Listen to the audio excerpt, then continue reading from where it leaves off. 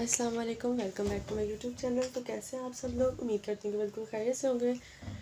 तो बच्चों, last lecture में हम लोगों ने देखा था कि किरचॉफ रूल्स क्या होते हैं। फिर हम लोगों ने देखा कि दो किस्म के होते हैं। किरचॉफ फर्स्ट रूल होता है, किरचॉफ सेकंड रूल होता है। फर्स्ट वाले को हम लोग किरचॉफ करंट लॉ कहते हैं और सेकंड वाले को हम किरचॉफ वोल्टेज लॉ कहते हैं।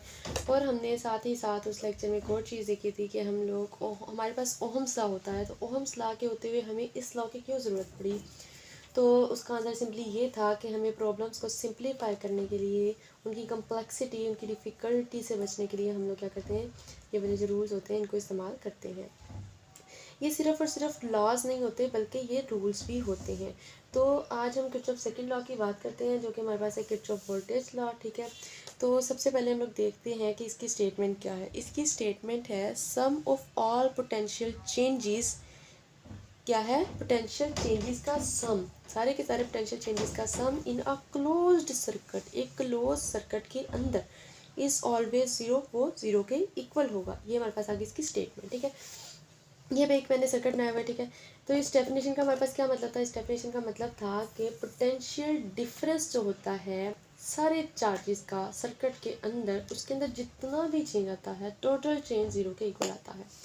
यानी कि सपोज करेंगे तो हमारे पास चार्जेस हैं, एक सर्किट के अंदर अपना जो ट्रिप है उसको कंप्लीट करते हैं। ठीक है, इस पॉइंट से शुरू होंगे तो इस पॉइंट तक एंड पे आएंगे। इससे शुरू होंगे, अपना कंप्लीट ट्रिप कंप्लीट करके इस पॉइंट पर हमारे पास वो आ जाएंगे।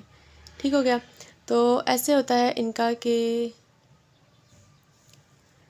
सपोज़ यहाँ से शुरू होंगे तो ये अपना कंप्लीट चक्कर करके यहाँ आ जाएंगे, यहाँ से शुरू होंगे तो फिर भी इन्होंने अपना क्या है पूरा चक्कर कंप्लीट करके फिर इस पॉइंट पर आना है। अगर वो चार्जेस यहाँ से शुरू होंगे तो वो अपना कंप्लीट ट्रिप करेंगे, फिर यहाँ पे आ जाएंगे इस पॉइंट पर।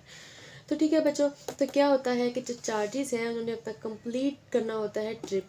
तो जब वो अपना एक राउंड यानी कि अपना एक ट्रिप जो है उसको कंप्लीट कर रहे होते हैं, तो उस दौरान उनकी एनर्जी के अंदर जो चेंज आता है, सपोज वो चार्जेस जब यहाँ से इस बैटरी के अंदर से गुजरेंगे तो उनकी एनर्जी में तो कुछ तो डिफरेंस आएगा ही ना।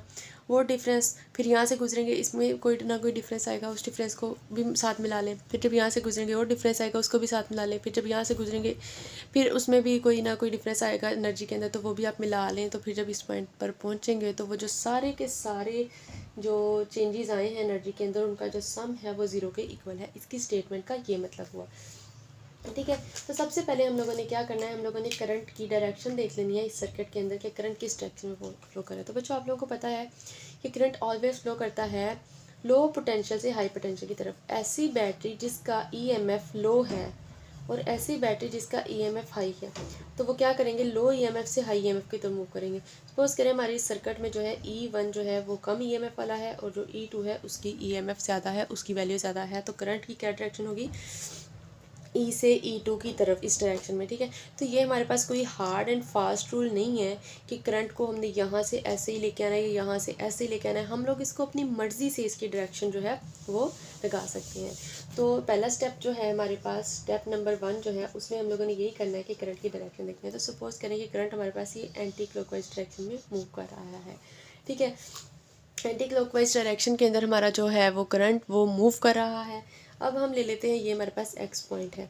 यहाँ से चार्जेस ने क्या करना है, मूव करना शुरू करना है। यहाँ से आते आते आते आते अपना एक चक्कर कंप्लीट करके इस पॉइंट तक उन्होंने पहुँचना है। तो अब हमने देखना है कि जब वो E1 में से गुजरेगा तो उसमें कितना चेंज आया उसको लिख लेंगे। फिर इसमें से R1 से गुजरेगा तो कितना चेंज आया उसकी एनर्जी में, वो लिख लेंगे। फिर इसमें से गुजरेगा तो कितना चेंज आया वो लिखेंगे। फिर इसमें से गुजरा कितना चेंज आया वो लिखेंगे। तो उन सब का सम जो है उसको ज़ीरो के इक्वल कर देंगे। तो हमारे पास ये हो जाएगा किरचॉफ सेकंड लॉ। तो यहाँ पे मैंने केवीएल क्यों लिखा है कि हम लोग इसको कहते हैं किरचॉफ वोल्टेज लॉ, तो इसीलिए इसको नोट किया किरचॉफ या किरचॉफ वोल्टेज लॉ से। ठीक हो गया।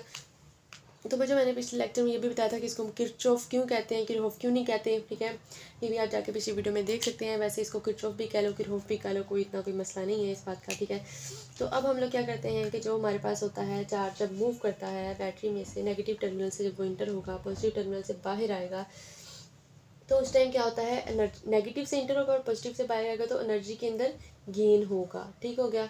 और जब वो पॉजिटिव से इंटर होगा और नेगेटिव में से बाहर आएगा तो इस टाइम पे हमारे पास आएगा लॉस होगा। ठीक है, और रेजिस्टेंस का क्या हमारे पास होता है, रेजिस्टेंस का ये होता है कि जब करंट उस डायरेक्शन में फ्लो करता है जो कि रेजिस्टेंस की डायरेक्शन है, तो उस टाइम एनर्जी लॉस हो रही होती है, तो उस टाइम रेजिस्टेंस की वैल्यू हम नेगेटिव लेते हैं। ठीक हो गया। तो अब हम लोग यहाँ से वोल्टेज निकाले थे। वोल्टेज का हम लोगों ने पीछे फॉर्मूला किया था W/Q। चार्ज पर यूनिट, टोटल एनर्जी पर unit charge is equal to voltage. तो यहाँ से डब्ल्यू की वैल्यू निकाल लो, एनर्जी जो कि हमारे पास एनर्जी के इक्वल होता है, ये हमारे पास किसके इक्वल आ जाएगा, क्यू वी के इक्वल। ठीक है, तो यहाँ से अब हमें पता है कि हम लोग इसको कैसे लिख लेंगे, डेल्टा क्यू यानी कि चेंज इन चार्ज, और वी की वैल्यू मैंने आप लोगों को बताई थी कि वी की वैल्यू हमारे पास होती है आई आर के इक्वल।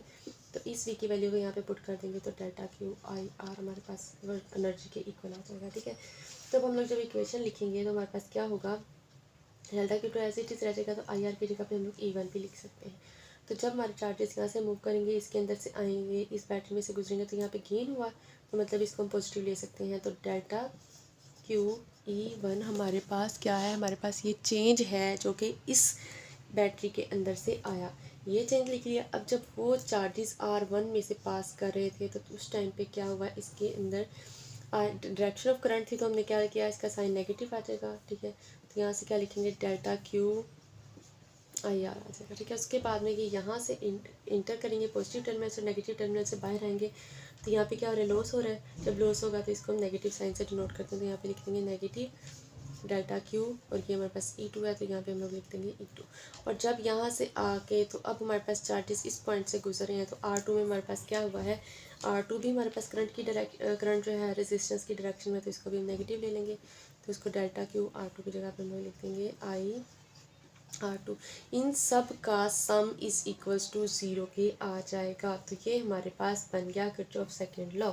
ठीक है, अब हम लोगों ने यहाँ से क्या करना है, डेल्टा क्यू जो हमारे पास आ रहा है उसको हम लोग क्या करेंगे, कॉमन ले लेंगे।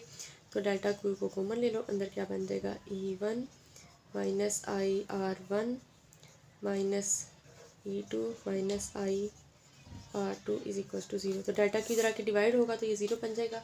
तो हमारे पास इक्वेशन क्या बन गई, E1 minus I R1 minus E2 minus I R2 is equals to 0।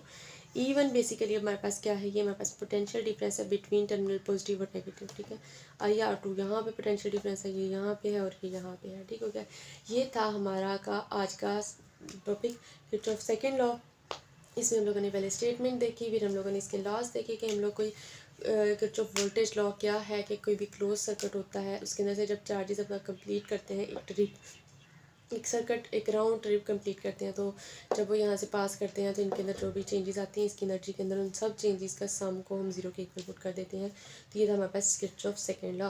तो मोस्टली हमारे पास जो है सर्किट्स आएंगे, कॉम्प्लेक्स सर्किट होंगे, उनको जब हम सोल्व करेंगे, उनको सिंप्लीफाई करेंगे, तो उन पर हम लोग ये वाले जो फार्मूलाज हैं, इन फार्मूलाज को लगा के वैल्यूज़ पुट करके आंसर्स निकाल के वो इन कम्प्लेक्स सर्किट की बजाय सिंप्लीफाई करके वो सिर्फ एक वैल्यू को इस्तेमाल कर सकते हैं। ठीक है, तो अब यहाँ पे भी बच्चा एक मोस्ट इंपॉर्टेंट MCQs बनता है कि किरचॉफ वोल्टेज लॉ जो, या फिर किरचॉफ फर्स्ट लॉ, या फिर किरचॉफ लॉ, ये जो किरचॉफ रूल होते हैं, इनको हम कहाँ पे इस्तेमाल करते हैं, वेयर वी अप्लाई।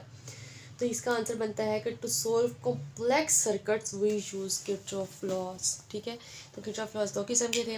तो ये था हमारा आज का टॉपिक। अगर इस लेक्चर में आपका कोई भी क्वेश्चन है तो आप मुझसे कमेंट सेक्शन में पूछ लें, तो मैं आपको नेक्स्ट वीडियो में एक्सप्लेन कर दूँगी। ठीक है, तो अब मुझे दें इजाज़त, मिलते हैं नेक्स्ट वीडियो में, तब तक के लिए अपना बहुत सारा ख्याल रखिएगा। अल्लाह हाफिज़।